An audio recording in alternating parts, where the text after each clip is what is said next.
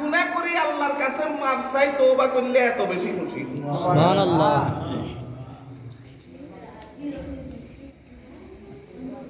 তো আমরা সবাই নিজে নিজে তওবা করার জন্য রাজি আছি। নিজের তওবা নিজে করব। কে করব? আল্লাহ, আমি গুনাহ করেছি, কেউ জানে না, আমি জানি আর আপনি জানেন। এখন তওবা করতেছি, ভবিষ্যতে আর করব না, আমাকে মাফ করে দেন। এটাকে বলে তওবা, এটাকে বলে তওবা। অনেকে মরার সময় মা মরি যার হুজুরেরে বলাই আনে, কো হুজুর আন মার পরান জান না, আর না একটু তওবা করাই দেন, মনে হয় তওবা আল্লাহর হইছে। আর না কো এদিকে করাই নি, আমাদের এদিকে আমাদেরকে বলাই, কো হুজুর একটু তওবা করাই দেন। বাপ মরেন না, কো হুজুর লাগে তওবা আল্লাহ মরেন না, অনেকে কয় তওবা করাই দেন, তওবা করলে বলে মরে যাবে। এটা তওবা না, এই তওবায় কোনো কাম হবে না। তার তখন এসার শক্তি নেই, মৃত্যু সজ্জায়। এখন আর তওবা করলেও লাভ হবে না, নাই। নিজের তওবা নিজে করব, নিজের তওবা নিজে করবে, যেন আমার ছেলে মেয়েরা আমাদের জন্য তওবার জন্য হুজুর আইতে না হয়। আল্লাহ জাল্লা জালালু আম্মা নাওয়ালু আমাদেরকে আমল করার তৌফিক দান করেন, আমিন। হাদিস কি বলছি বুঝছেন তো আপনারা?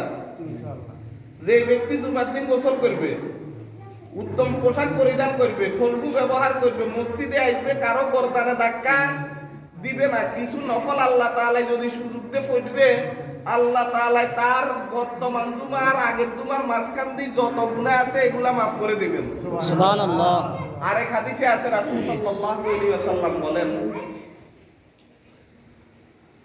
মান গাসসালা ইয়াউমাল জুমাতে ওয়াক্তাসালা,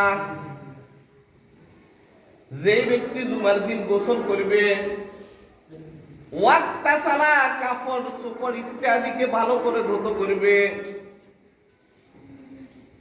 মান গাসসালা ইয়াউমাল জুমাতে ওয়াক্তাসালা, ওয়াক্তাসালার দুইটা ব্যাখ্যা মুহাদ্দিসিনে কেরাম দুইটা ব্যাখ্যা করছেন। একটা হইছে নিজে গোসল করবে, নিজের কাপড় চোপড় ইত্যাদি এগুলারে ভালোভাবে পরিষ্কার করবে। আরেকটা ব্যাখ্যা হইছে যে ব্যক্তি জুমার দিন নিজেও গোসল করবে, স্ত্রীকেও গোসল করাইবে। কি করবে? কথা বুঝছেন নি আবার? মান গাসসালা ইয়াউমাল জুমাতে ওয়াক্তাসালা ওয়া মাশা ওয়া লাম ইয়ারকাব, হাঁটি হাঁটি মসজিদে আসবে, কোন জিনিসের উপরে আরোহণ করবে না। কেমনে আসবে মসজিদে? পায়ে হাঁটি, কিছুর উপরে আরোহণ করা যাবে না।